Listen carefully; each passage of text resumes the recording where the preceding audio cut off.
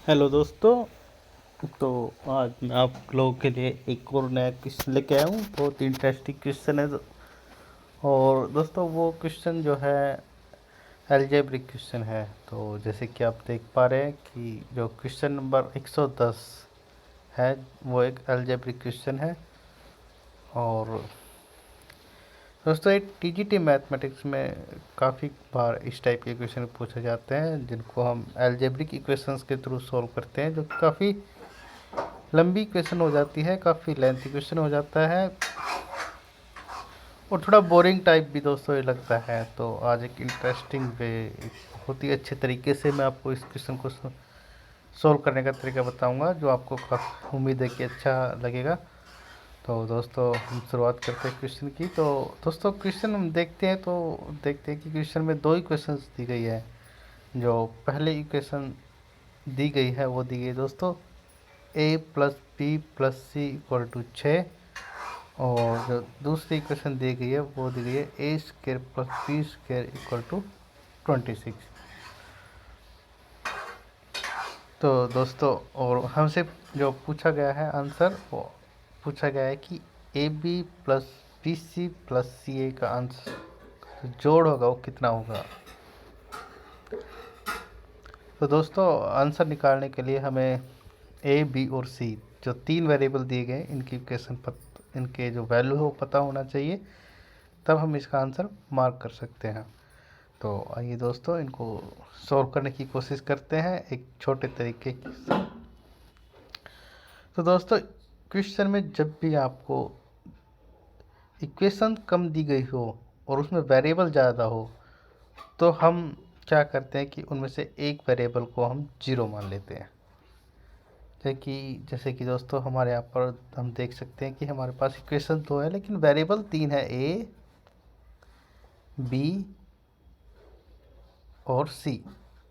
दोस्तों तीन वेरिएबल है और इक्वेशन हमारे पास है सिर्फ दो। तो जैसे कि मैंने आपको बताया कि अगर वेरिएबल ज़्यादा है और इक्वेशन कम है तो हम एक वेरिएबल को जीरो मान लेते हैं। तो यहाँ पे हम सी की वैल्यू जीरो मान लेंगे। तो दोस्तों जहाँ जहाँ पे भी सी हमें दिखाया हुआ है हम उसकी वैल्यू जीरो मानेंगे। जैसे यहाँ पे इसकी वैल्यू जीरो, यहाँ पे इसकी वैल्यू जीरो, यहाँ पे जीरो और यहाँ पे जीरो।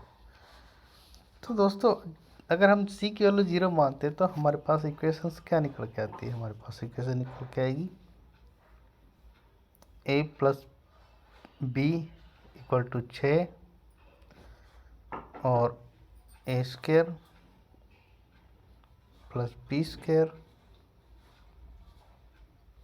Equal to 26। और जैसे कि हमने सी की वैल्यू जीरो मानी हुई है तो हमें सिर्फ ए बी का आंसर बताना है कि ए बी की वैल्यू क्या होगी। जब हम इन दो इक्वेशन को सोल्व करेंगे तो हमारे पास ए और बी की वैल्यू निकल के आएगी। तो दोस्तों इसमें हम जो मेथड ट्राई करते हैं, जो मेथड लगाते हैं वो लगाता है हिट एंड ट्रायल मेथड, कि हम ए और बी की वैल्यू खुद से पुट करके देखेंगे और दोनों इक्वेशन को सेटिस्फाई करने की कोशिश करेंगे। यदि हमारी सोची हुई संख्या दोनों इक्वेशंस को सेटिस्फाई कर देती है तो हमारा जो वेरिएबल्स की वैल्यू है वो भी पता लग जाएगी।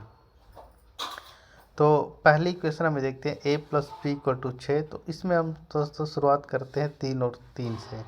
ए की वैल्यू भी 3, बी की वैल्यू भी 3। तो पहली इक्वेशन सेटिस्फाई हो जाती है। लेकिन दूसरी इक्वेशन में हम देखते हैं 3 का जो स्क्वायर होता है 9 होता है और 9 और 9 18, जो कि 26 के बराबर नहीं होता। तो हमारी दूसरी जो कंडीशन है वो सेटिस्फाई नहीं होती इन वैल्यूज से।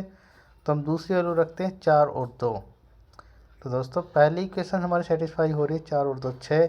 लेकिन जब दूसरी इक्वेशन हम रखते हैं तो 4 का स्क्वायर 16 और 2 का स्क्वायर 4, 16 और 4 20, जो कि 26 के बराबर नहीं होता। तो ये वैल्यू भी हमारी गलत है। लेकिन दोस्तों जब हम वैल्यू रखते हैं 5 और 1, ए की वैल्यू 5 और बी की वैल्यू 1, तो पहली इक्वेशन हमारी सॉल्व हो जाती है। और दूसरी इक्वेशन में जब हम रखते हैं तो 5 का स्क्वायर 25 और 1 का स्क्वायर 1, तो 25 और 1 26। तो हमारी दोनों इक्वेशन जो वेरिएबल्स की वैल्यू हमें मिल चुकी है।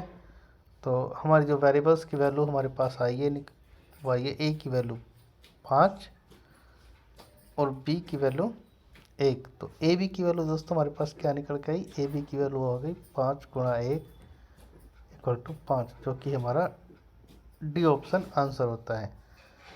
तो दोस्तों उम्मीद है कि आपको वीडियो अच्छी लगी होगी और ट्रिक भी अच्छी लगी होगी। तो TGT मैथ के लिए मुझे फॉलो करते रहिए, मुझे सब्सक्राइब कीजिए नेक्स्ट वीडियो के लिए। तब तक के लिए बाय।